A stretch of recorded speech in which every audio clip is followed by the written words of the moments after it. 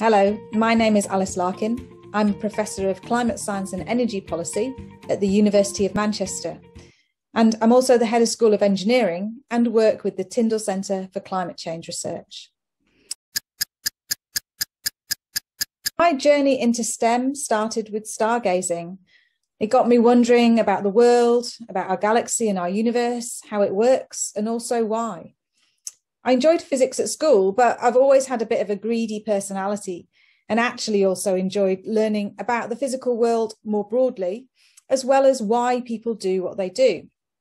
So although I ended up studying maths, physics and chemistry at A-level and doing a physics degree, I moved on to taking a more interdisciplinary perspective later on, firstly with a PhD in climate modelling, and then moving into a research group in a university looking at combating climate change from lots of different perspectives, from the physical sciences and engineering through to the social sciences.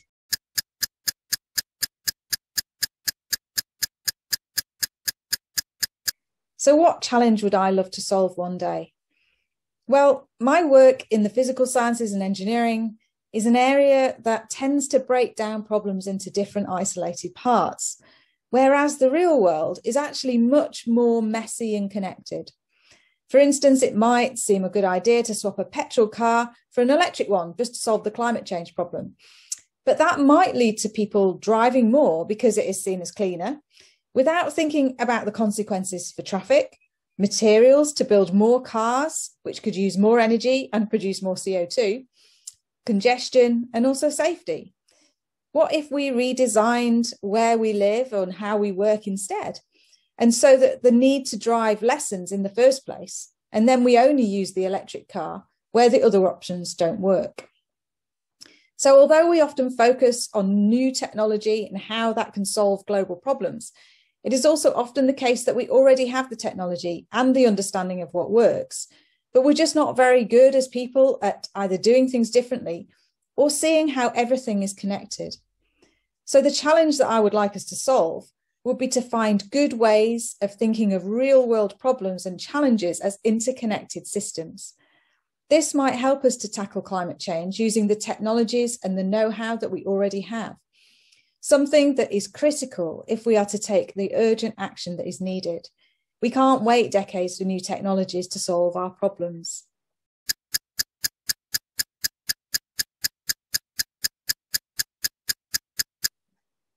Everyone can make a difference to the challenges that the world faces, and the Great Science Share for Schools is a chance to explore what this could mean for combating climate change.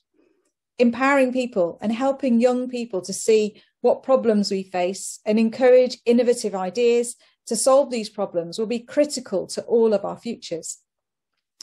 Getting people talking about climate change, sharing ideas, learning from experts, but also challenging those experts and asking why the problem wasn't solved earlier will be a hugely valuable exercise for all involved and help build knowledge and understanding of what needs to change.